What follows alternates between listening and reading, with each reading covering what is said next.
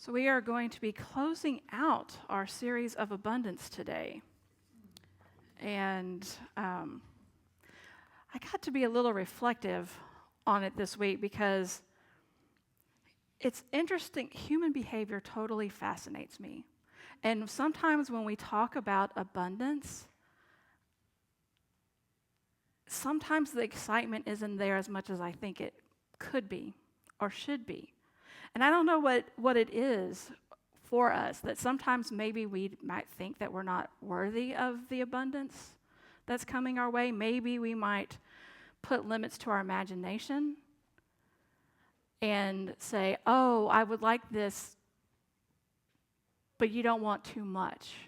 But it's okay because God wants us to have all of the divine ideas that come forth, all of the substance that comes forth, all of the good relationships that come forth.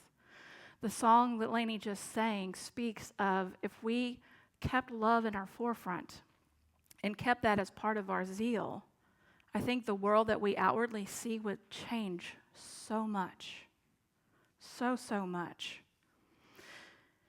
And as I was spending some time with my sister-in-law yesterday for her birthday, I was reminded of a story that Sam tells me when Lauren was little.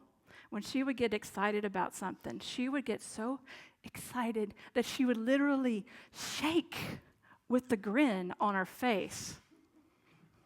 I don't know if she does that now so much, but we should. We should get that gleeful excitement, and it doesn't have to be anything major.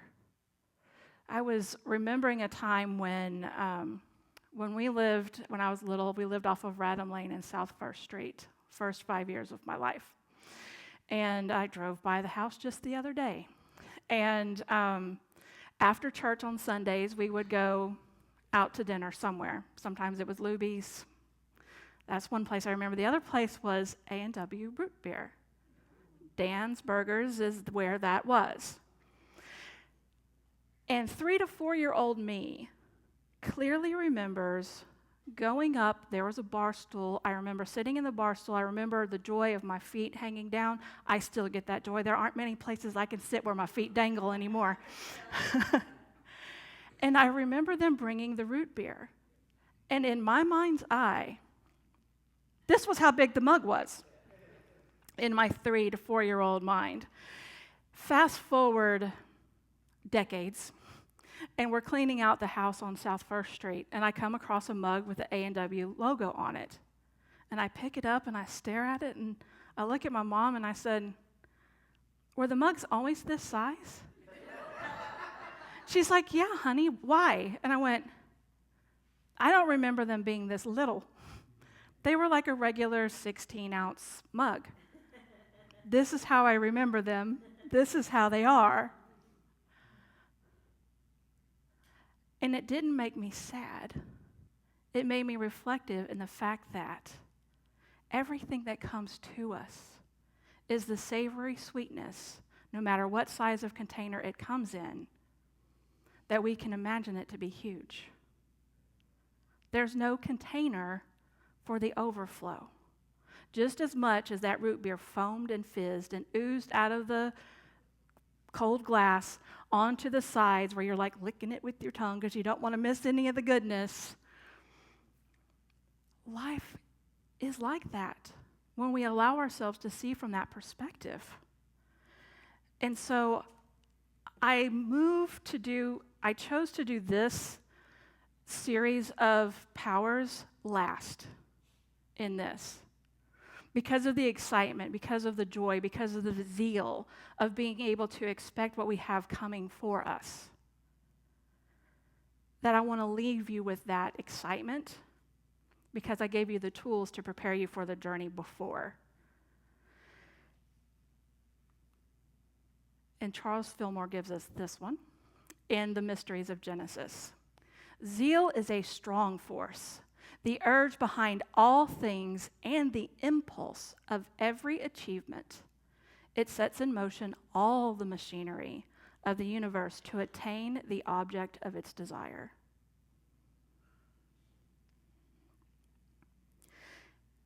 And that's it. We have it. That's what we need. We need that spark that ignites the flame, that ignites the energy, that gives us the urgency. If we don't have zeal, we don't have the urgency. So while you may request something, it will come to you, but probably not as quickly, not with much ease or grace. Think of it like dial-up internet. Y'all remember? You remember? And you waited, and you waited, and you waited, and you waited, and waited. And now, just like that, most of the time, unless there's a bunch of people on your same shared band, but most of the time, in general, it comes pretty quick. And so if we think of ourselves in that zeal moment where we keep that spark of what excites us, that keeps that energy movement, keeps it coming for us. There might be some things like, I don't know if you've been in, so if you live in a neighborhood, there's like one box that gets the shared bandwidth of, so that's why they tell you when they sell you the internet, up to 300 megahertz or megabytes of data coming your way. But if you live in a house or a neighborhood with lots of families, especially families with teenagers, probably around 7 or 8 o'clock, your internet's going to slow a little. Why? They're either all watching something or all gaming on something, which is sucking the data. So what is that in our world that kind of narrows that frequency out for us? Not being centered is one of those things. Not surrendering to the flow is one of those things. Have you ever thought you're doing something? I had this happen the other day. I'm working, the internet's going slow, and I'm like, why? Why is it going so slow? And I look up, and I must have at least 20 tabs open at the top. And I'm like, oh, I should probably shut some of these down. Same with our brain. If you have so much going on up there that you don't take the time to like close something and put it aside for a while, it'll still be there. Just set it aside for a little bit. Close your mental tabs so that you can keep that zeal going. Self-doubt might be one of those blocks that blocks that currency and frequency moving for you. Listening to the naysayers and believing them. You ever been around polypessimistic? Where you've got this huge idea and you're like, oh, I'm so excited because we're going to blah, blah, blah, blah, blah. And they're like, yeah, but did you think about and what about? And I'm like, no, I didn't, and I don't want to. Leave me alone and let me be in my glory. Don't believe the naysayers. You have the source that tells you all the answers that you need to know. Without zeal, we can dampen our awareness and forget what is available to us. When we lose that excitement, when life just kind of does its thing for us, we can lose that energy of being excited for the new idea that happened and how you're going to play out that new idea. So how do we get past this where we're just like, ooh, I'm so excited, and then you start to lose your fizzle a little bit? Then how do we regain that zeal? Eric Butterworth, who happens to be one of my favorite Unity authors and ministers, shares this in a book called Celebrate Yourself. Strength is the reality of you. It is the divine level in which you need to identify whenever you're tempted to lean.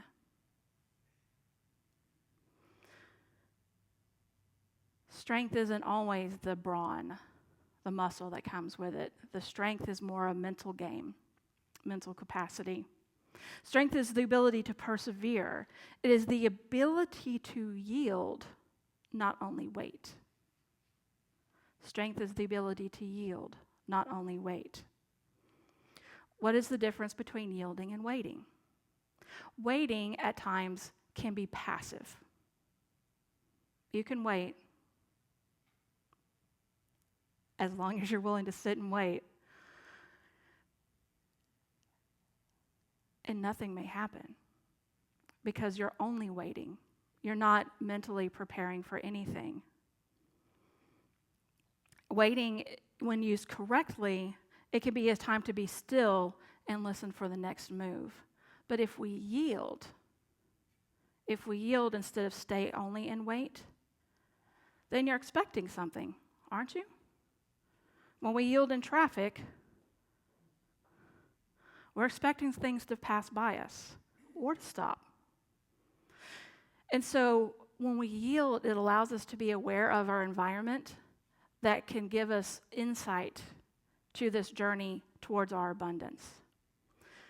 Some of the things that we might find coming our way as we yield is there might be an 18-wheeler packed full of impulse decisions.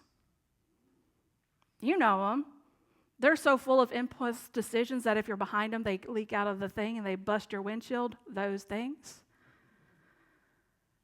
But if we yield, we can recognize what's coming and stay back. Just enough. It could be the shady person that wants to show you the shortcut. Oh, I know how to get there. I know a better way. And then they tell you the better way, and then you realize you would have not taken the better way. Because while it may be their best way to get someplace, it may not be your best place to get someplace. So when we yield, we take the time to listen and get that discernment. It may be the person that's traveling at a snail's pace, and we know they really need to get by. And we're yielding and we're waiting. But that snail's pace may just be the class that you sat through that you didn't think, I'm never going to use this.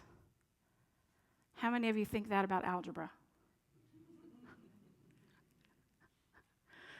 Tell that to my little sister who's redoing her floor right now. You kind of need to math to redo your floor. And so it may be things that we're going through, that we're yielding through, that we're waiting for some knowledge to come to us before we can reach that full potential to spark it into being. There's some things we might need to learn along the way. The reason I took a whole bunch of classes and went through seminary before I scored this happy little world of mine. But how many times have you done that where you've realized, oh, now I know why there was this pause, because I didn't know this and I know now, and it's so much easier because of it. Strength allows you to keep the excitement up, and it also allows you to tame the excitement. Because if you go in all head first and you dive right into whatever it is, this pool of abundance, and you don't check to see how deep the pool is,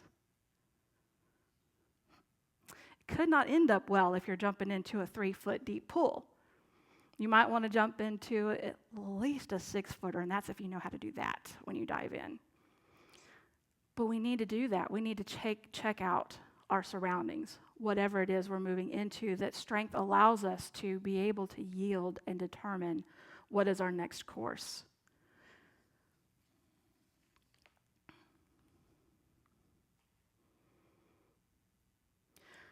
In closing this, we're closing with the power of life. It's the power that comes at the end of the year, in December. And it is the power that it makes it happen.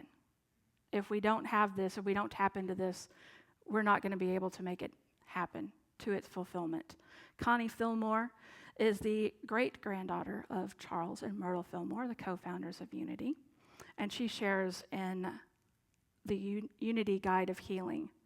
We can have fullness of life by realizing that we live in a sea of abundance, omnipresent, everlasting life, and by refusing to allow any thought to come in that stops the consciousness of the universal flow of life. Don't let it in. Whatever those things are, don't let them in. In order to give birth to abundance that comes our way, we mustn't create blocks. When we lean into life, the ability to produce is the process at which abundance comes into demonstration. So that allows us that time to have the ideas, the amazing things that come forth, to be like Catherine Ponder and even play with what you want coming forth. And be able to realize that it's coming into life, much like I spoke of last week with the rose that comes into bloom. It just unfolds. Any idea left at the conception remains just that. If you think of it and you don't do anything with it, there's not a magic wand that's going to make it happen. We have to take action. We have to be part of that life process. We are co-creators with God. It's a team effort. And you're not the only member of the team. So take the time to rely on resources. You have other expressions of the divine around you right now that could be resources. Leaning into zeal, strength, and life while watching abundance unfold, it is an endless process because abundance is endless. So don't think of it like you're moving from goal to goal to goal. That's not what abundance is. Abundance is divine substance flowing your way. Think of yourself in a river and you're enjoying your float. And you're paddling out of the muck if there's muck that comes by. You remember to put sunscreen on to protect you from things that don't serve you. But that flow is there. It carries you wherever you need to be. And when we do the work, we can be playful when we allow it. And we can set and rest in the assurance that God is everywhere present and all is well. In this, we can know that we are indeed unbound. There's nothing. Everything that we think blocks us or pauses us or holds us back is temporary. Open. Stay excited. Remember how it felt to be still and excited at the same time. That is your time, like you're at the horse race and the horse knows they're getting to race and they're chomping at the bit literally because they're excited to go, but they know until that gate opens. They just have to be ready. So we can ready ourselves and keep that zeal up, keep that excitement up, and be unbound in whatever comes our way. So it is. Shine on, y'all.